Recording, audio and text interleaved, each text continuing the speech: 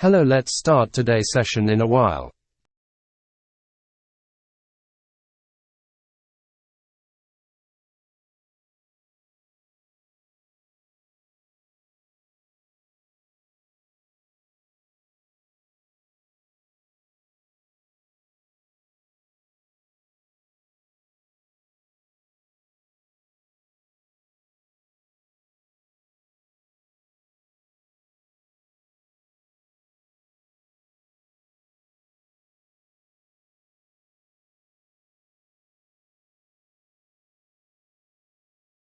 Hello, let's start today's session in a while.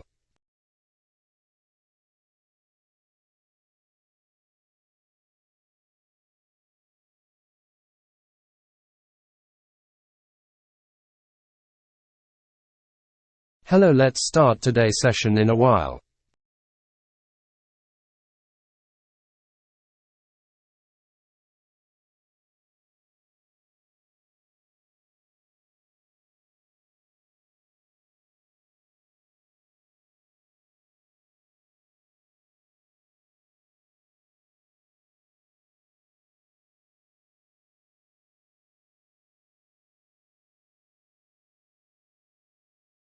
Wait for 2 minutes.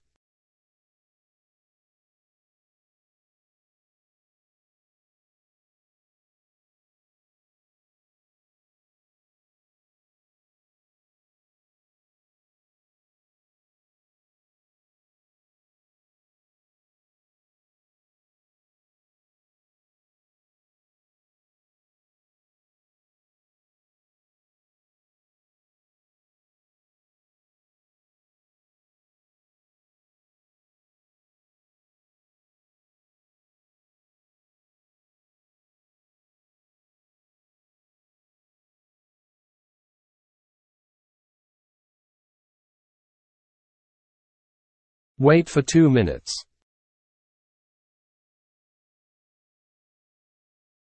Wait for 2 minutes.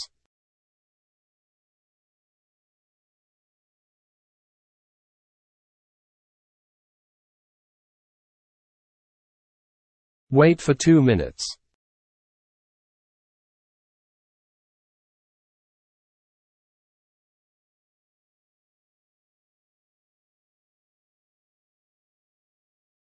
Wait for 2 minutes.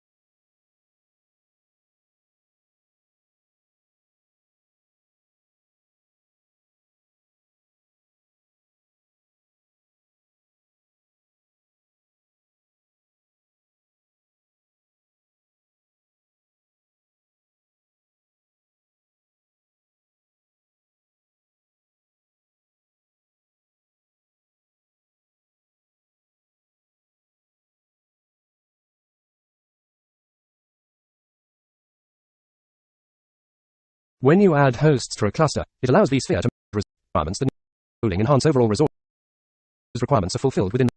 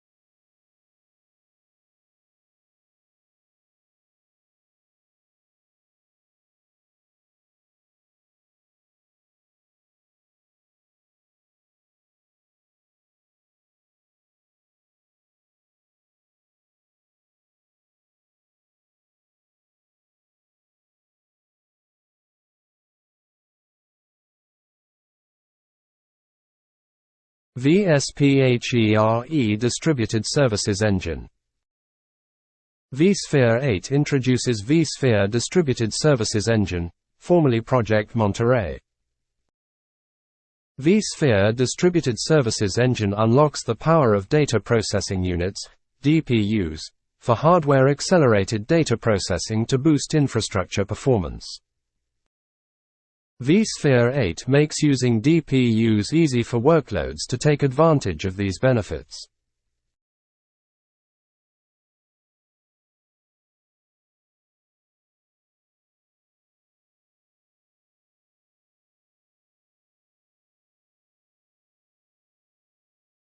In vSphere 8, an additional instance of vSphere is installed directly on the data processing unit. This allows vSphere services to be offloaded to the DPU for increased performance. At vSphere 8 GA, we will support greenfield installations at launch with support for network offloading with NSX. vSphere Distributed Services Engine is lifecycle managed using vSphere Lifecycle Manager. The vSphere installation on a DPU can be managed easily through VLCM. When remediating a host that contains a DPU vSphere installation, the DPU vSphere version is always remediated with the parent host and kept in version lockstep. You can see the ISIM for vSphere Distributed Services Engine in Lab HOL2409-12-S-D-C Module 7.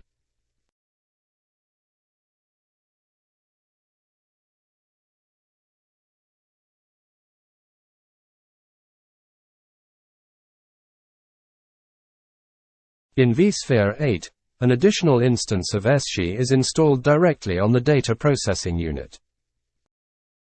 This allows vSphere services to be offloaded to the DPU for increased performance. At vSphere 8 GA, we will support greenfield installations at launch with support for network offloading with NSX. vSphere Distributed Services Engine is lifecycle managed using vSphere Lifecycle Manager. The vSphere installation on a DPU can be managed easily through VLCM. When remediating a host that contains a DPU vSphere installation, the DPU vSphere version is always remediated with the parent host and kept in version lockstep. You can see the ISIM for vSphere Distributed Services Engine in Lab HOL2409-12-S-D-C Module 7.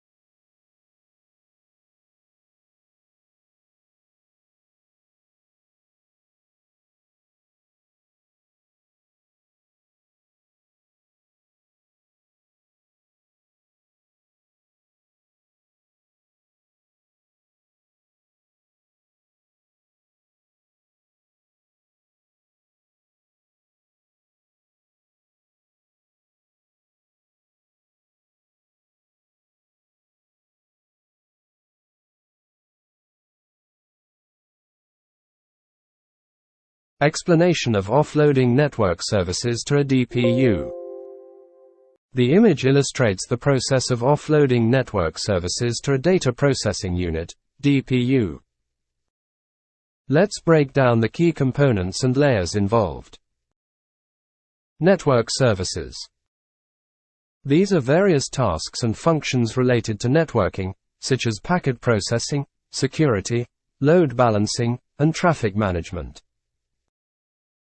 Traditionally, these services were handled by general-purpose CPUs or specialized hardware. Data Processing Unit, DPU. A DPU is a specialized hardware accelerator designed specifically for offloading certain workloads from the CPU. DPUs are optimized for specific tasks, such as networking, storage, or machine learning. In the context of networking, a DPU can handle tasks like packet classification, encryption, decryption, and protocol processing. Layers in the image. Application layer represents the software applications or services that require network functionality. Operating system layer. The OS manages resources and provides an interface between applications and hardware. DPU layer. This is where the offloading happens. Explanation of offloading network services to a DPU. The image illustrates the process of offloading network services to a data processing unit, DPU. Let's break down the key components and layers involved. Network services. These are various tasks and functions related to networking, such as packet processing, security, load balancing, and traffic management. Traditionally, these services were handled by general-purpose CPUs or specialized hardware. Data Processing Unit, DPU. A DPU is a specialized hardware accelerator designed specifically for offloading certain workloads from the CPU. DPUs are optimized for specific tasks, such as networking, storage, or machine learning. In the context of networking, a DPU can handle tasks like packet classification, encryption, decryption, and protocol processing. Layers in the image. Application layer represents the software applications or services that require network functionality. Operating system layer. The OS manages resources and provides an interface between applications and hardware. DPU layer. This is where the offloading happens. The DPU takes over specific network-related tasks from the CPU. Network Interface Card, NIC. The NIC connects the server to the network. It communicates with the DPU. CPU layer. The general-purpose CPU handles non-specialized tasks and interacts with the OS and applications. Advantages of DPU offloading. Performance. DPUs are highly optimized for specific tasks, leading to improved performance and reduced latency. Resource efficiency. By offloading tasks, the CPU is freed up for other workloads. Scalability. DPUs allow for efficient scaling of network services without overburdening the CPU.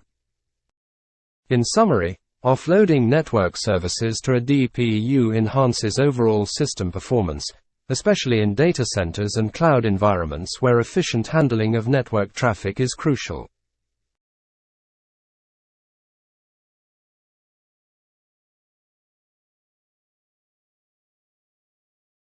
DPUs allow for efficient scaling of network services without overburdening the CPU. In summary, offloading network services to a DPU enhances overall system performance, especially in data centers and cloud environments where efficient handling of network traffic is crucial.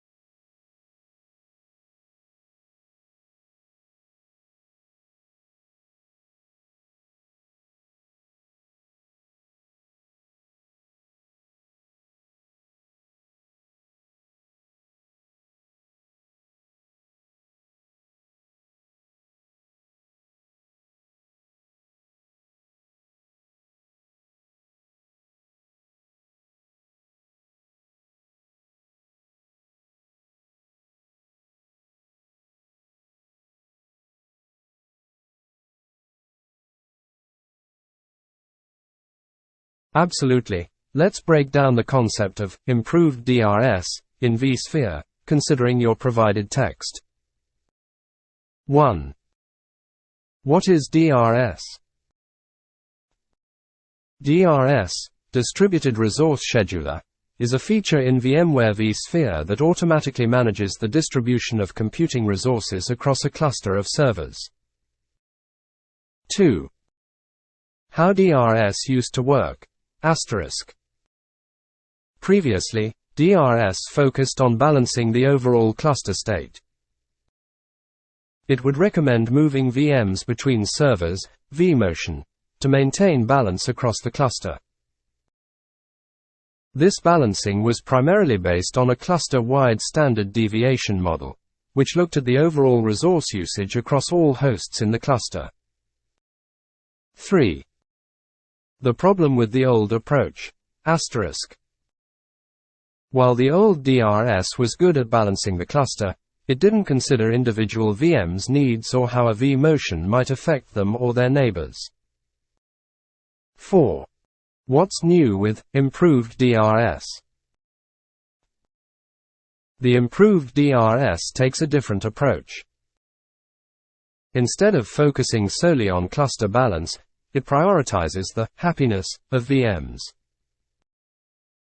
It calculates a VM DRS score for each host and moves the VM to the host with the highest score, aiming to optimize VM performance and satisfaction rather than host load. This means DRS no longer tries to balance host utilization, but instead focuses on making each VM as happy as possible by placing it on the best suited host. The VM DRS score is recalculated every minute, allowing for more frequent and granular optimization of resources. 5. How does this benefit VMs and containers? By prioritizing VM happiness, DRS ensures that VMs get the resources they need, leading to better performance and user experience. This approach is also beneficial for containers, as they often have different resource requirements compared to VMs. DRS can now make placement decisions that cater to these specific needs. 6.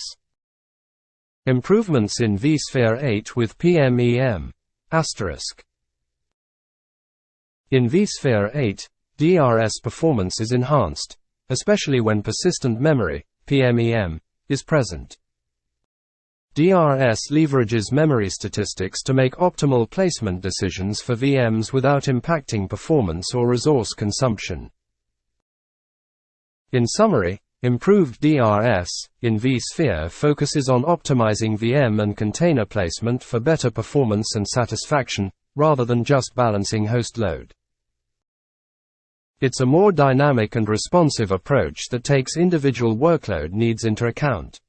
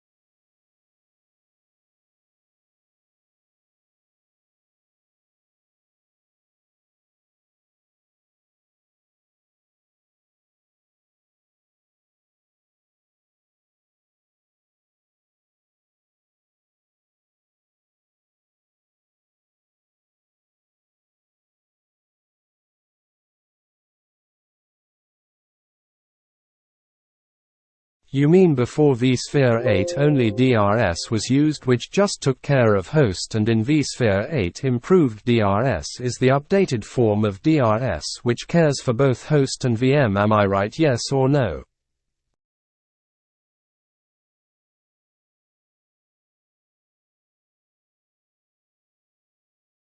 Yes, you're correct.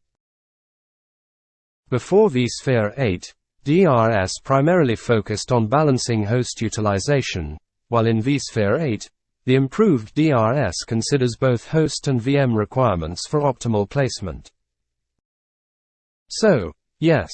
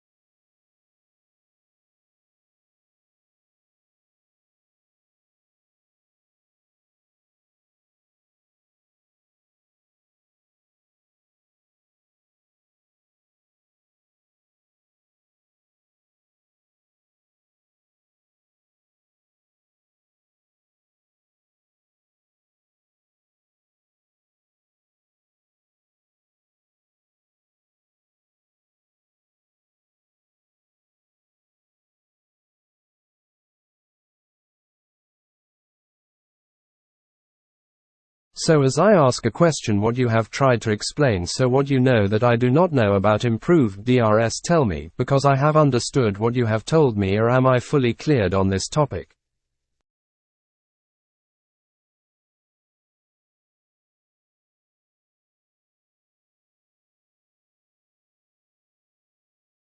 It sounds like you have a good understanding of the concept of improved DRS in vSphere. Here are a couple of additional points to consider. 1. Granular optimization. The improved DRS in vSphere 8 provides more granular optimization of resources by calculating VM DRS scores every minute. This ensures that VMs are placed on the most suitable hosts for their specific needs. 2. PMEM optimization. With the introduction of persistent memory (PMM) in vSphere 8, DRS can make even more optimal placement decisions for VMs, taking advantage of memory statistics to ensure efficient resource utilization. If you feel clear on these points as well, then you have a comprehensive understanding of improved DRS. Let me know if you have any further questions or if there's anything else you'd like to explore.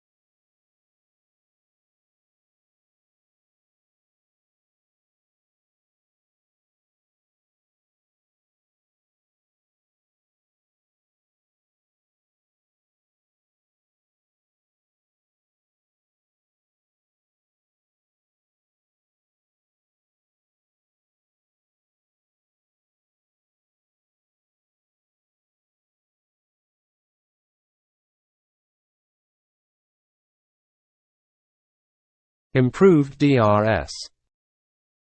vSphere DRS has been reimagined to better serve both containers and VMs.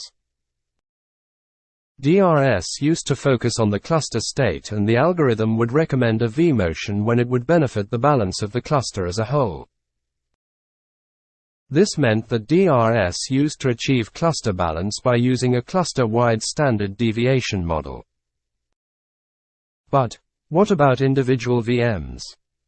How would that vMotion impact the VM that was moved or its old or new neighbors? The new DRS logic takes a very different approach that addresses these questions.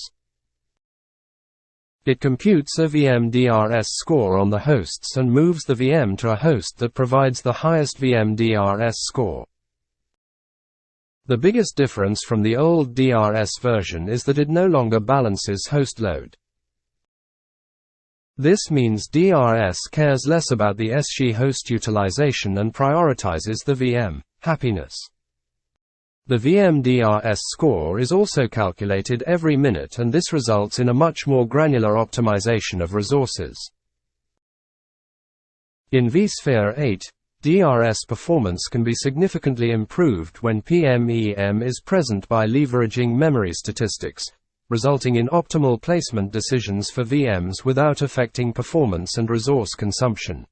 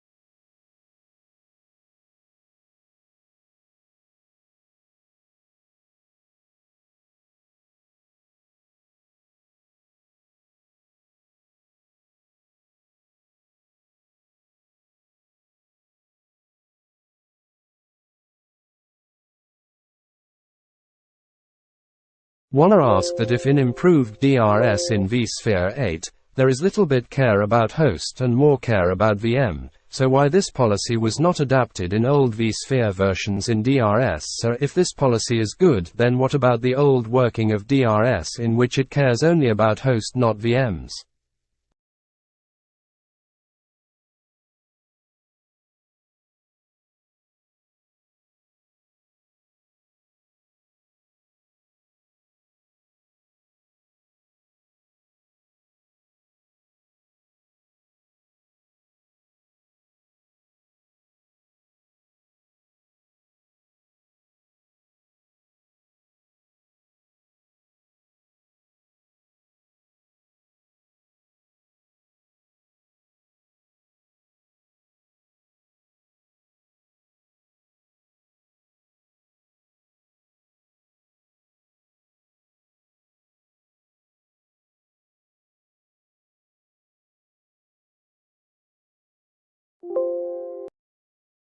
That's a great question.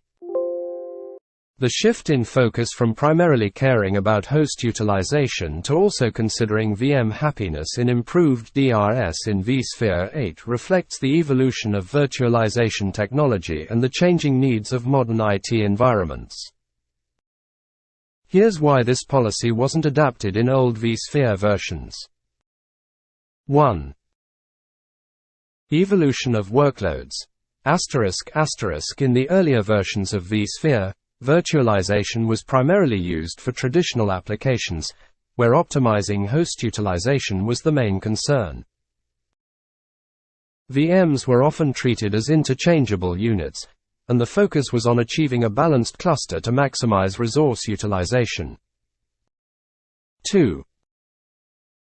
Rise of specialized workloads. As virtualization technology advanced, new types of workloads emerged, such as containerized applications, big data analytics, and machine learning. These workloads often have unique resource requirements and performance expectations that may not align with traditional host-centric approaches. 3. User experience and performance. Prioritizing VM happiness in improved DRS recognizes the importance of user experience and performance in today's dynamic IT environments. By ensuring that VMs receive the resources they need, organizations can deliver better application performance and responsiveness. 4. Resource optimization. Improved DRS takes a more granular approach to resource optimization, considering the specific needs of each VM. This leads to more efficient resource utilization and better overall performance compared to the old host-centric approach. 5. Technological advancements. With advancements in hardware and software capabilities, it has become feasible to implement more sophisticated resource management techniques, such as calculating VM DRS scores every minute and leveraging memory statistics for optimal placement decisions. However, it's important to note that the old working of DRS, focusing on host utilization, was appropriate for the technology and workload landscape of its time. It helped organizations efficiently utilize their infrastructure resources and paved the way for the development of more advanced approaches like improved DRS in vSphere 8. In summary, the shift towards prioritizing VM happiness in improved DRS reflects the changing needs and advancements in virtualization technology. While the old host-centric approach served its purpose, the new focus on VMs allows for better performance, resource utilization, and user satisfaction in modern IT environments.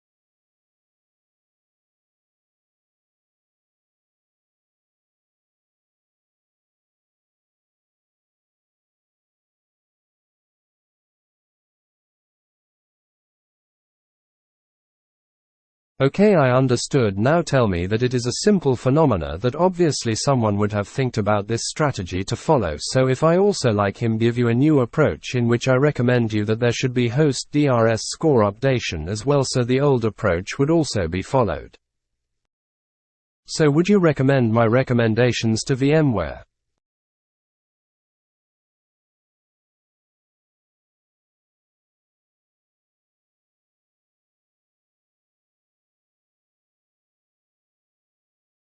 Your recommendation to include host DRS score updation alongside VM DRS score in the improved DRS approach is indeed a valid consideration. It would essentially bring a balance between the old and new approaches, ensuring that host utilization is still taken into account while also prioritizing VM happiness. Here are some points to consider regarding your recommendation. 1. Balancing priorities. Your recommendation acknowledges the importance of both host utilization and VM satisfaction. By updating host DRS scores alongside VM DRS scores, it maintains a level of balance between the two aspects, allowing for optimization of both hosts and VMs. 2. Compatibility with existing infrastructure. Implementing your recommendation wouldn't require a complete overhaul of existing infrastructure or workflows. Instead, it would build upon the existing DRS framework, making it easier for organizations to adopt. 3. Consistency with legacy environments. Your suggestion ensures that organizations with legacy environments, where host utilization is still a significant concern, can continue to benefit from DRS functionalities without compromising on VM performance. 4. Flexibility. Including host DRS score updation provides administrators with more flexibility in managing their virtualized environments. They can choose to prioritize either host utilization or VM happiness based on their specific requirements. Given these points, your recommendation could indeed be valuable to VMware. It aligns with the principles of optimizing resource utilization while ensuring the best possible performance for VMs. It's worth considering how such an approach could be integrated into future releases of vSphere to provide a more comprehensive resource management solution. Therefore, yes, I would recommend your suggestions to VMware for further evaluation and potential inclusion in future versions of their products.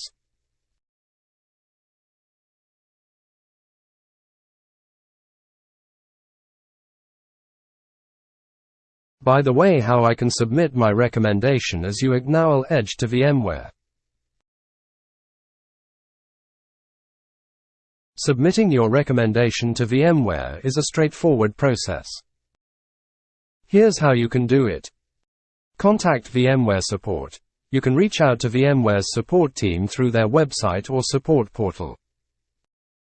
They usually have a section for submitting feedback or feature requests. Submit a feature request. Look for a section on VMware's website where you can submit feature requests or suggestions. This could be under the Support or Feedback section. There, you'll likely find a form to fill out with details about your recommendation. Provide details. In the form, explain your recommendation clearly and concisely.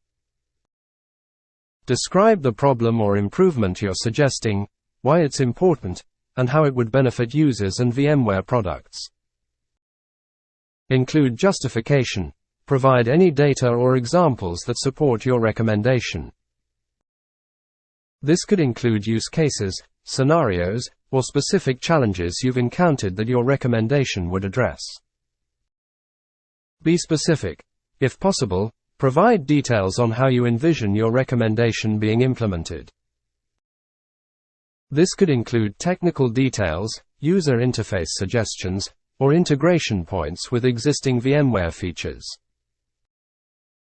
Follow up. After submitting your recommendation, you may receive a confirmation email or ticket number. Keep track of this for future reference. Depending on VMware's process, you may receive updates or requests for further information. Engage with community. Additionally, you can engage with VMware's community forums or social media channels to discuss your recommendation with other users and VMware representatives. This can help gather support for your idea and increase its visibility. By following these steps, you can submit your recommendation to VMware and contribute to the improvement of their products. Remember to be clear, concise, and provide as much relevant information as possible to support your suggestion.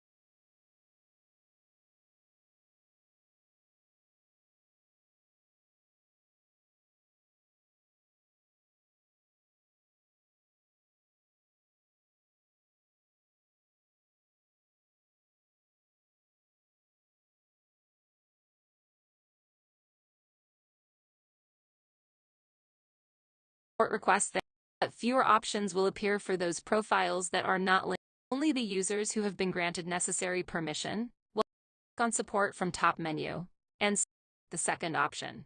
In the next step, you will be asked to choose under which account you are opening the support request for, as some users could be associated to more than one EA. Then you will fill the subject of your issue and provide a description to give us an overview of what is happening. While filling out the description, the Support Assistant tool will be suggesting KB articles that you can view for troubleshooting. It will also offer you a product from your product subscription that is matching the description of your issue. If the product does not appear